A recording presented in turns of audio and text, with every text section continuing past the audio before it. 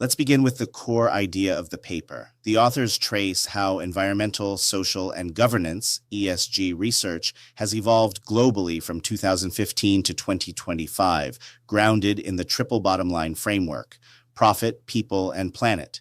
They remind us that sustainability is no longer just about profits. Businesses are now evaluated on environmental impact, carbon emissions, waste, resource use; social responsibility, labor rights, communities; governance, ethics, transparency, leadership structures. What's important is that ESG has moved from optional CSR efforts to mainstream performance metrics influencing investors, regulators, and corporate strategy. Why do you think investors now care about sustainability as much as financial returns? Investors didn't suddenly become more moral. They became more strategic. Here are the real reasons sustainability now matters just as much as profit. 1. Sustainability, financial risk, management. Environmental problems now create real financial losses. Climate disasters destroy assets. Pollution leads to lawsuits and fines. Poor labor practices cause scandals and boycotts. Weak governance leads to fraud and collapse. Investors realized a company that ignores sustainability is a high-risk investment. So ESG helps investors predict long-term stability, fewer legal problems, stronger crisis resilience. In short, sustainability protects returns. 2. Sustainable companies perform better. Long-term research consistently shows that companies with strong ESG attract more capital, retain customers better, innovate faster, survive crises better. Short-term profits can look good, but long-term value comes from responsible management. Investors now think in decades, not quarters. 3. Governments and regulations are forcing the shift around the world. Carbon taxes, environmental reporting laws, labor protections, corporate transparency rules are increasing.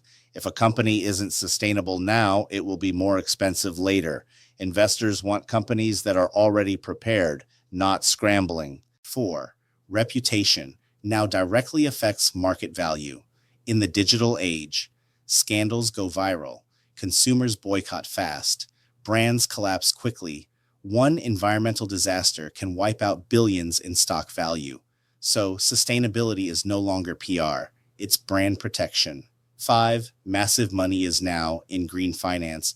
Trillions of dollars now flow into ESG funds, green bonds, sustainable investment portfolios. Large institutions, pension funds, banks, sovereign funds require ESG compliance before investing. So companies that ignore sustainability literally lose access to capital.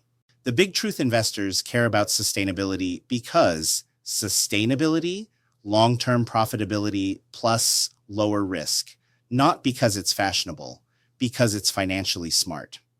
Why ESG became central to sustainable enterprise. The paper links ESG strongly to UN Sustainable Development Goals, especially SDG 7, clean energy; SDG 8, economic growth with decent work; SDG 12, responsible production and consumption. This shows that modern enterprises are expected to grow profitably, reduce environmental damage, act ethically. ESG essentially becomes a measurement system for sustainable enterprise performance. But here's the key point. The authors stress: ESG is no longer just values. It is now a strategic business requirement. Companies that ignore ESG risk, losing investors, regulatory penalties, reputation damage. ESG is no longer just being good. It's about staying in business. Before, companies talked about sustainability because it looked nice. Now, ESG affects whether investors give you money, whether governments allow you to operate, whether customers trust your brand. So today, ESG, a business survival strategy, not just ethics. EDIAS environmental, how you treat the planet. What companies are now expected to do: reduce pollution, manage waste, lower carbon emissions, use resources responsibly. What happens if they don't? Real example. A fashion company dumps chemical waste into rivers to save money. Short-term, lower costs, higher profit. Long-term, government fines, factory shutdown, customers boycott, investors pull out. Result: profits crash. so ignoring the environment becomes financially dangerous. Stewardship is social, how you treat people. This includes workers' wages, safety, diversity, community impact, real-life scenario. A delivery company underpays workers and forces long hours. Eventually, workers post videos online, news covers abuse, customers stop using the service. Example you've seen many times, brands exposed for sweatshops. Result, massive reputation damage and lost sales. All governance, how honest and transparent the company is. This means no corruption, fair leadership, clear financial reporting, accountability, real-world case. A company hides losses and lies to investors. Eventually, stock collapses. Executives sued, company bankrupt, think Enron, or other corporate scandals as the best example for this case. Now, at why ESG is a strategic requirement, investors, big funds now refuse to invest in companies with poor ESG scores. So, bad ESG, no funding governments. New environmental and labor laws are stricter. So, bad ESG, fines, shutdowns, lawsuits. Public, social media exposes everything fast. So, bad ESG is instant reputation destruction. Simple way to explain this. In the past, ESG was about being nice. Today, ESG is about protecting profits, avoiding risk, and staying competitive. How ESG research has evolved. The authors analyzed over 14,000 research articles worldwide and found three major phases. Phase 1, 2015-2017, foundations focus on defining sustainability, CSR, and early ESG ideas. Phase 2, 2018-2021, rapid growth explosion of studies linking ESG to financial performance, climate change, corporate accountability. Phase 3, 2022-2024, maturity research becomes specialized, circular economy, renewable energy, ESG measurement systems. This shows ESG has shifted from theory to practical enterprise strategy. Why do you think sustainability suddenly accelerated after 2018? Sustainability didn't grow after 2018 by coincidence. Several powerful forces collided at the same time. Let's break it down clearly, the way investors and policymakers actually see it. 1. Climate change became an economic crisis, not just environmental. Before 2018, climate change was mostly discussed as save the planet. After 2018, it became this will destroy economies.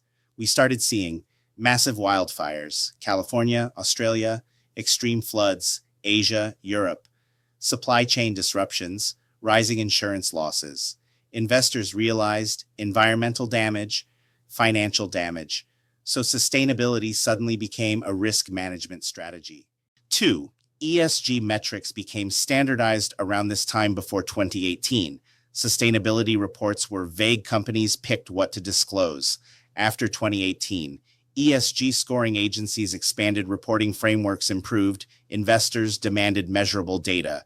Now sustainability could be compared, ranked, priced into stock value.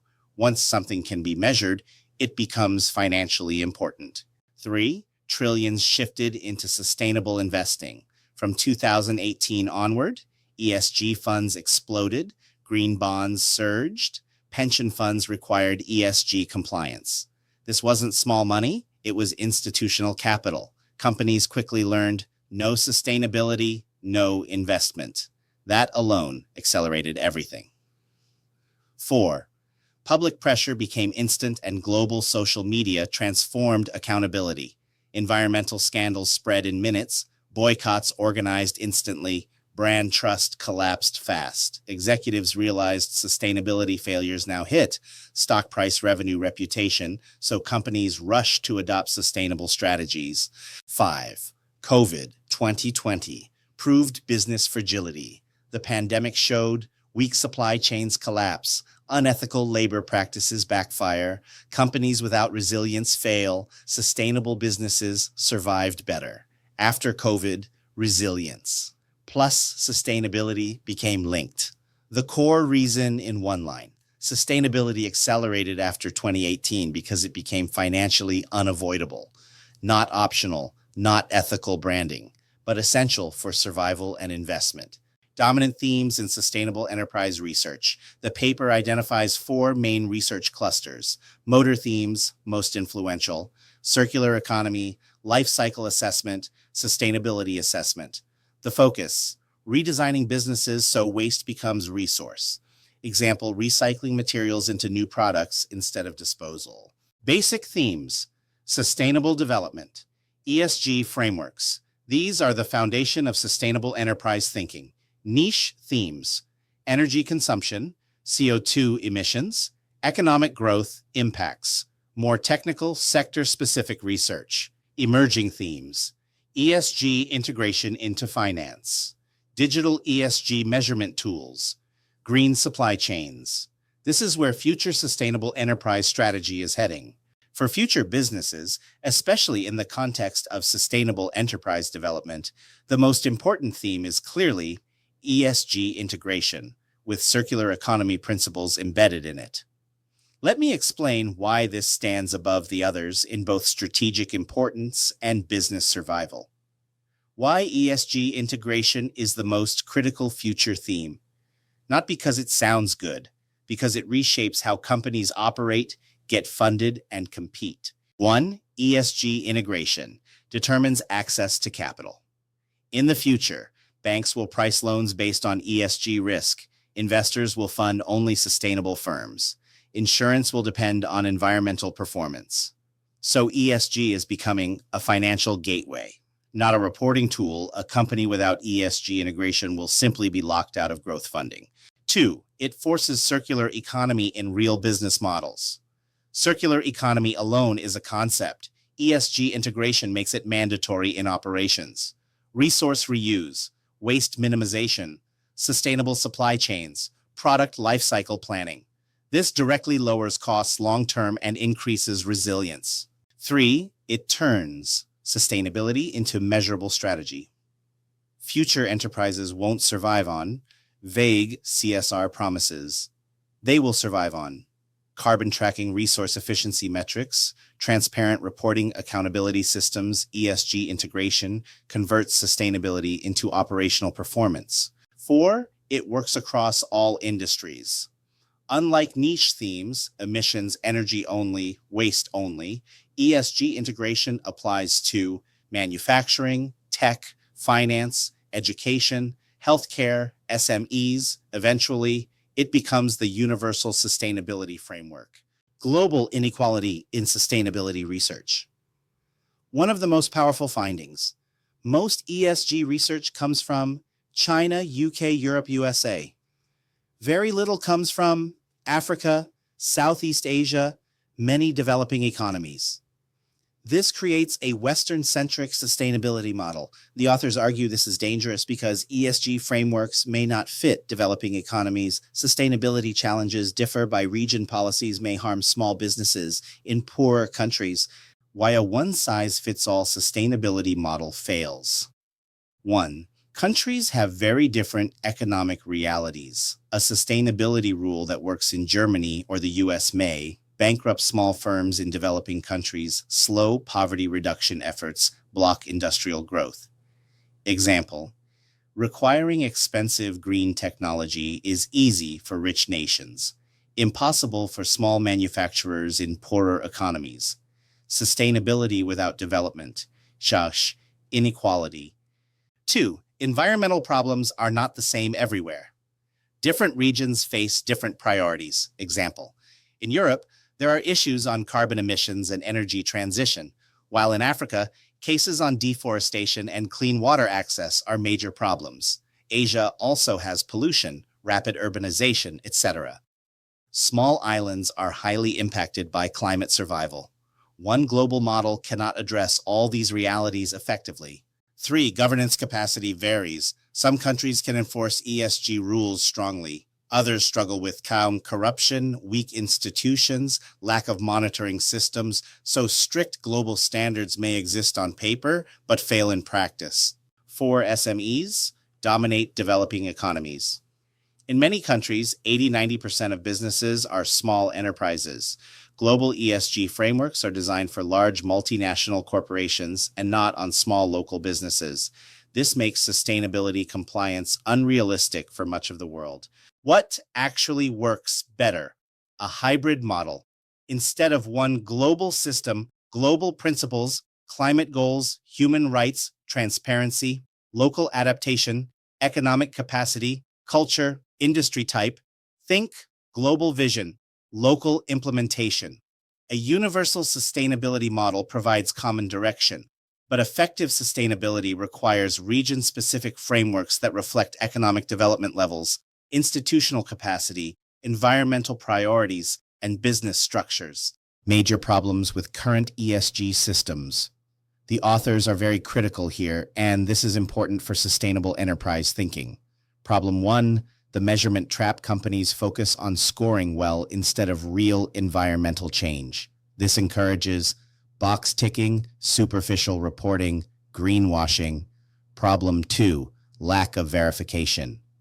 Many ESG claims are self-reported, not independently verified, so sustainability performance may be exaggerated. Problem 3, SMEs are ignored. Most ESG frameworks suit large corporations, not small businesses, but SMEs make up most of the world's enterprises. While ESG is designed to promote responsible business, poorly designed ESG rules can unintentionally harm small and medium enterprises, SMEs, in several ways. Let's walk through it clearly. 1. High compliance costs. That SMEs can't afford large corporations can hire sustainability officers, compliance teams, ESG consultants, auditors. Small businesses usually can't. So ESG requirements like carbon tracking, formal sustainability reports, third-party verification become financial burdens, not improvements. Result, money goes to paperwork instead of business growth or real environmental action. 2. Heavy paperwork and administrative overload. Many ESG systems require detailed data reporting, frequent disclosures, complex metrics. For SMEs, this means less time running the business, lower productivity, higher stress, and operational costs. Some may even exit markets because compliance becomes too difficult. 3. Reduced access to loans, and investment banks and investors increasingly screen businesses using ESG scores. If SMEs lack formal ESG documentation, can't measure emissions precisely, don't meet reporting standards, they may be labeled high risk, even if they operate responsibly. This can block small businesses from funding. 4. One-size standards ignore local reality. Global ESG rules often assume advanced technology, strong infrastructure, formal business systems, but many SMEs operate in developing economies, informal sectors, resource-limited environments. So ESG expectations become unrealistic rather than supportive. 5. Competitive disadvantage against big corporations. Large firms can absorb ESG costs, market their sustainability score well on ESG rankings. SMEs may fall behind, not because they're irresponsible, but because they lack resources. This can push small firms out of supply chains, concentrate markets in big corporations, increase inequality. The key lesson for sustainable enterprise. If ESG is not designed carefully, it can protect the planet while unintentionally harming the businesses that support local economies. What works better? Smart ESG policies should scale requirements by company size, support SMEs with funding and tools, focus on real impact, not paperwork, allow regional flexibility. Future of sustainable enterprise. 3 minutes. The authors argue ESG must evolve toward real environmental impact, not just metrics. Regional sustainability models, AI and digital tracking of emissions and resources, SME-friendly sustainability frameworks, stronger accountability systems. Their core message, sustainability must move from reporting performance to transforming business reality. If you were designing a sustainable enterprise today, how would you balance profit, environmental responsibility, social impact without falling into greenwashing? This begins with a simple truth. Profit is the engine, sustainability is the compass, and people are the purpose. To balance profit, build a business model that creates long-term value rather than quick wins. Investing in efficient operations, innovative green technologies, and products that solve real problems. Sustainability is not a cost. It is a strategy for resilience and competitiveness. To uphold environmental responsibility, measure everything: carbon footprint, resource use, waste, and commit to continuous improvement, not perfect claims. Use renewable inputs where possible, design for circular use, and publicly report progress, even when results are not yet ideal. To ensure social impact, prioritize fair labor, inclusive hiring, community partnerships, and products that improve quality of life, because a business that grows while communities suffer is not truly successful. And to avoid greenwashing, let actions speak louder than slogans. Transparent data, independent certifications, clear goals with real timelines, honest communication about challenges. Because true sustainability is not about looking good, it's about doing good consistently and responsibly while still building a profitable future. In the end, a sustainable enterprise should not have to choose between doing well and doing right. It should be designed to achieve both.